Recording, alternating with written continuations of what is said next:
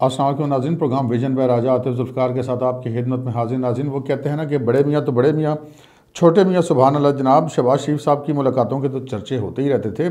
जनाब कुछ मुलाकातें हमज़ा शहबाज शरीफ की भी हुई हैं, वो कहाँ हुई हैं, किससे हुई हैं, उनकी क्या अहमियत है, इस पर बात करेंगे। फिर जनाब हुकूमत के एक जो कहते हैं वन एंड ओनली तर्जुमान, मतलब अपने तर्ज के हवाले से, वैसे तर्जुमानों का तो ढेर लगा हुआ है। डॉक्टर शहबाज गुल साहब ने जनाब मरीम साहबा को बड़ी बुरी तरह एक्सपोज किया है। उन्होंने एक जनाब ट्वीट की है जिसमें उन्होंने मरीम साहबा के दो बयान चलाए हैं। वो बयान उन्होंने क्या चलाए हैं और कौन सी तलवार उन्होंने चलाई है, ये आपसे बात करेंगे। फिर जनाब अहमद नूरानी साहब जिन्होंने साकिब निसार वाली लीक्स की अमेरिका से, उनकी जो अहलिया हैं जो कि ख़ुद भी जर्नलिस्ट हैं, उन पर लाहौर में जनाब हमला किया गया है। उसका मुकदमा वगैरह भी दर्ज हुआ है, लेकिन वो हमला करवाया किसने है, ये देखने वाली बात है, इस पर बात करेंगे।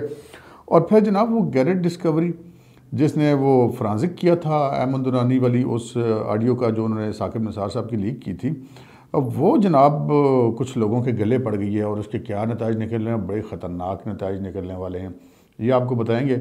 मगर इससे पहले कि हम अपने प्रोग्राम को आगे बढ़ाएं, आपसे गुजारिश है कि अगर अभी तक आपने हमारे चैनल सब्सक्राइब नहीं किया तो प्लीज़ कर लीजिए और साथ ही बेल आइकन पर दबा दीजिए ताकि जो ही हमारा कोई नया प्रोग्राम अपलोड होता है तो उसका नोटिफिकेशन फौरी तौर पर आपको मौसूल हो सके। प्रोग्राम का बाकायदा आगाज़ करते हैं जी। अभी हम आपको बताते हैं कि हमज़ा शहबाज साहब की कहाँ, किससे और क्यों मुलाकात हुई है और उसमें क्या नताइज निकल सकते हैं। लेकिन इससे पहले जब डॉक्टर शहबाज गुल की बात कर रहे हैं, वही डॉक्टर शहबाज गुल वो जिनकी वो दादी पता नहीं को आलू पालक पका रही थी और पाकिस्तान बन गया तो उनको वो अपनी हांडी वहीं पर छोड़ कर आना पड़ा। वो उस हांडी का वैसे बदला अभी तक ले रहे हैं पूरे पाकिस्तान से। उन्होंने जनाब एक ट्वीट फरमाई है जिसमें मरीम नवाज़ की एक 2017 की एक वीडियो और उसके ऊपर उन्होंने लिखा हुआ 2017, पता नहीं वो है कब की, लेकिन चलें और तस्लीम कर लेते हैं कि 2017 की होगी। उसमें वो मरीम नवाज़ साहबा कह रही हैं कि जी मुस्लिम लीग नून का तो कोई मीडिया सेल नहीं है।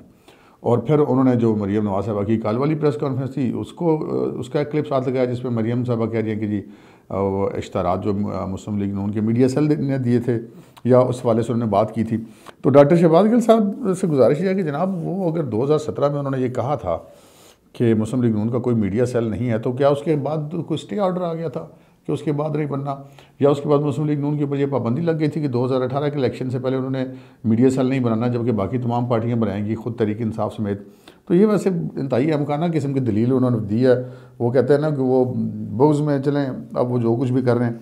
लेकिन बहरहाल मरीम साहबा की इस बात पर तो वो हुकूमत ने भी जनाब बड़ा एक्शन लिया है, बड़ी इंक्वायरी उड़का दिया। मुस्लिम लीग नून के दौर में कितने इश्तार दिए गए और किसको दिए गए और क्यों दिए गए। तो ये तो हर दौर में इश्तार होते हैं और हर दौर की हुकूमतें अपनी मर्ज़ी के चैनल्स को इश्तार दिया करती हैं। इसमें तो वैसे अगरचे कि अगर इश्तारात की बात साबित हो जाए और सरकारी इश्तारात की बात भी साबित हो जाए तो फिर भी ये कोई पाकिस्तान में कोई ऐसी कोई बड़ी बात नहीं है। लेकिन बहरहाल मरीम साहबा ने यह ज़रूर कहा कि आवाज़ मेरी है, लेकिन उन्होंने ये नहीं कहा कि ये उन्होंने सरकारी इश्तारों के बारे में बात की है।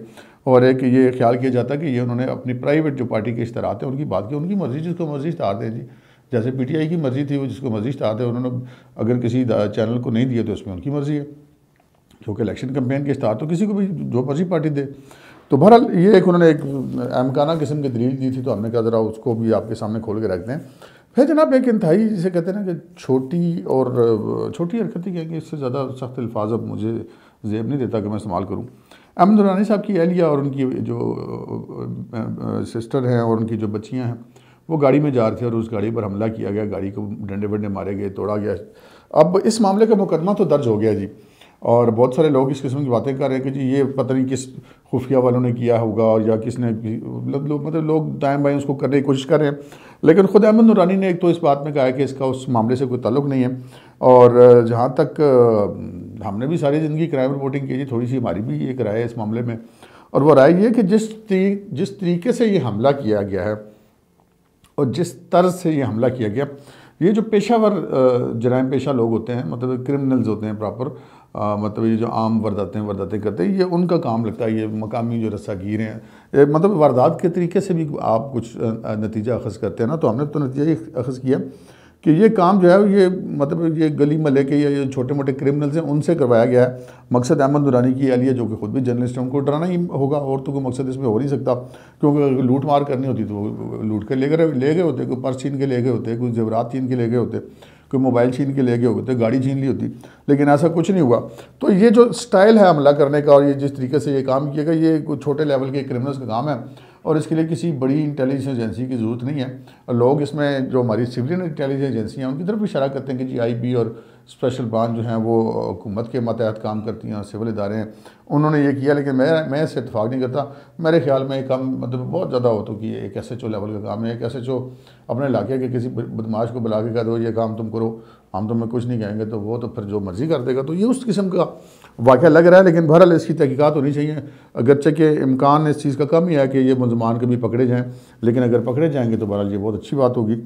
अब आ जाते हैं जनाब हम गैरेट डिस्कवरी पे। गैरेट डिस्कवरी जनाब ये वही जो अमेरिकन कंपनी है फ्रांसिक करने वाली, जिसने अहमद नूरानी साहब ने जो ऑडियो लीक की थी साकिब निसार साहब की, वो इनसे उन्होंने जो है वो फ्रांसिक करवा कर लीक की थी। ये तो एक तकरीबन आपने सुन ही लिया होगा सब लोगों से कि ये एक बड़ी मुस्तनद कंपनी और बड़ी क्रेडिबल कंपनी है।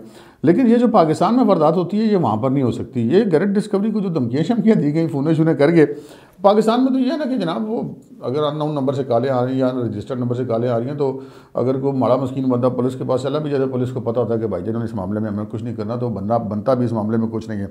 लेकिन एक तो गैरेट डिस्कवरी वालों ने वो बाकायदा जो उनकी होमलैंड सिक्योरिटी उनसे रब्ता कर लिया अपने जो उनको धमकियाँ दी गई इस हवाले से कि ये फ्रांसिक आपने क्यों की है, या अगर आपने इसको गवाही देने की कोशिश की आप इसका इनकार कर लें। जो उनके मुतालबात जिस तरह की गैरेट डिस्कवरी वालों ने क्लेम किया, मुझे उसकी तफसील इतनी नहीं पता, लेकिन बहरहाल गैरेट डिस्कवरी ने अपने वेबसाइट पर बताया था कि उनको धमकियाँ दी जा रही हैं। तो उन्होंने एक तो अमेरिकन होमलैंड सिक्योरिटी से रब्ता कर लिया, और होमलैंड सिक्योरिटी जो है वो मामलात को इस तरह नहीं छोड़ देगी जिस तरह पंजाब पुलिस छोड़ देती है। वहाँ पर उसको बाकायदा प्रोब करेंगे, और जो भी लोग इसके पीछे हैं उनको उनके ख़िलाफ़ वहाँ पे अमेरिका के कवानीन के मुताबिक ज़रूर कार्रवाई होगी। लेकिन मामला इससे ज़्यादा ख़तरनाक है। मामला ज़्यादा ख़तरनाक इस तरह के जनाब, ये जो गैरेट डिस्कवरी नामी कंपनी है, इसमें जो आप ये समझ लें कि इसके मालिकान में जो शामिल हैं या मालिक हैं या इसके जो मेजर शेयर होल्डर हैं, वो जो गैरेट साहब हैं जिनके नाम पे ये कंपनी है, वो अमेरिकी फ़ौज के साबिक अफसर हैं।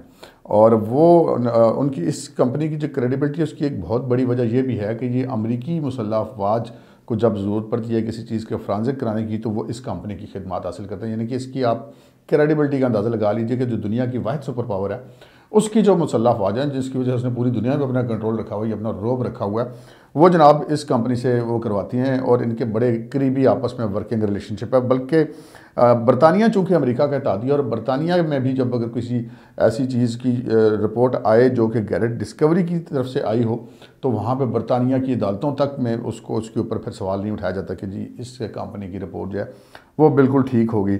और ये सुना है कि ये मामला जनाब जो उन्होंने होमलैंड सिक्योरिटी तो इस पर जो कार्रवाई करेगी सो करेगी, लेकिन अमेरिकन इस्टेब्लिशमेंट भी जो है वो इस कंपनी के पीछे खड़ी हो गई है। तो ये जिन्होंने मार दी अपनी तरफ से, वो कहते हैं ना शाह से ज़्यादा शाह की वफादारी के चक्कर में जाके वो जो अपना किसी पार्टी के हक में होने में या किसी पार्टी के ख़िलाफ़ होने के चक्कर में इस कंपनी को धमकियाँ लगाने की सिलसिला शुरू कर दिया था, जैसे पाकिस्तान में या थर्ड वर्ल्ड कंट्रीज़ में होता है। तो ये काम जनाब अब उनके पड़ गया गले।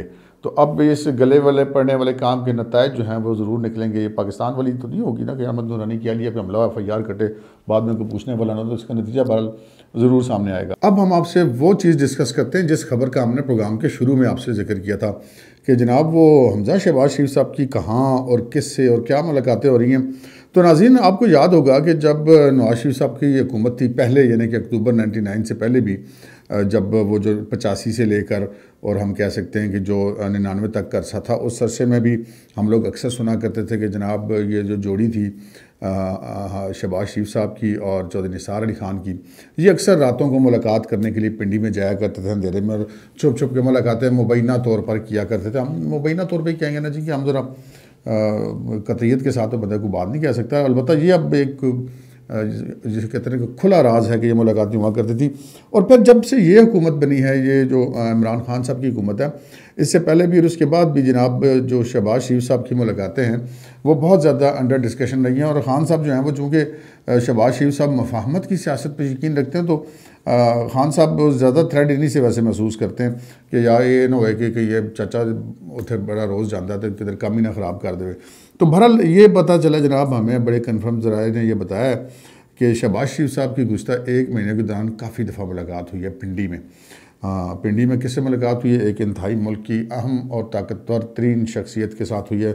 मुबैना तौर पर ये मुलाकातें उनकी होती रही हैं, लेकिन एक मुलाकात जनाब हमजा शहबाज शरीफ साहब की है। वो कहते हैं ना कि बड़े मियाँ तो बड़े मियाँ, छोटे मियाँ सुभान अल्लाह। तो जनाब हमज़ा शहबाज शरीफ साहब की भी एक मुलाकात हुई है। और कब ये मुलाकात हुई है जनाब? ये मुलाकात हुई है परसों, यानी कि आज जुमे का दिन है, तो ये बुध वाले दिन मुलाकात उनकी रावलपिंडी में एक अहम तरीन आला तरीन शख्सियत के साथ उनकी हुई है। अब ये देखा जाए कि ये मुलाकातें किस मकसद के लिए, लेकिन शहबाज शरीफ साहब की मुलाकातें तो अब जैसे कहते हैं ना एक रूटीन बन गई है, लेकिन हमज़ा साहब की जो मुलाकात है ना, ये एक बड़ी इंपॉर्टेंट बात है। और ये हमज़ा साहब की मुलाकात अकेले हुई है, यानी कि हमज़ा साहब जिस वक्त गए तो उनके साथ शहबाज शरीफ साहब नहीं थे। अब एक तो ये भी क्यास किया जा सकता है कि शायद हमज़ा साहब अपने वालिद के भी ऑफ पे गए हों, लेकिन लगता है ऐसा है कि ये चूँकि सूबाई असम्बली में अपोजिशन लीडर हैं, तो इस खबर से यकीन फिर वो खान साहब को भी परेशानी हुई होगी, बुज़दार साहब को भी परेशानी हुई होगी, क्योंकि इस्टेब्लिशमेंट की जो चाहत है मुबैना तौर पे उस्मान बुज़दार साहब के लिए, वो तो सबको पता ही है। तो ये जनाब हमज़ा साहब की ये मुलाकात है ना, ये बहुत ज़्यादा अहम मुलाकात है। और ये मुलाकात में क्या बातें हुई यकीनन अब ये तो उन्हीं को पता होगा जो आपस में मिले हैं। हम खाम बीच में वो कैसे कहते हैं, हम कोई फरिश्ता या जन्नात तो नहीं कि हमें दो अफराद की ज़ाती गुफ्तगू पता चल जाए, लेकिन एक क्यास किया जा सकता है कि ये पंजाब असम्बली में जो है इन मुलाकातों के नतीजे में जो है वो किसी भी तब्दीली पर कोई भी मूवमेंट हो सकती है। आज के प्रोग्राम में इतना ही, इजाज़त दीजिए, अल्लाह हाफ़िज़।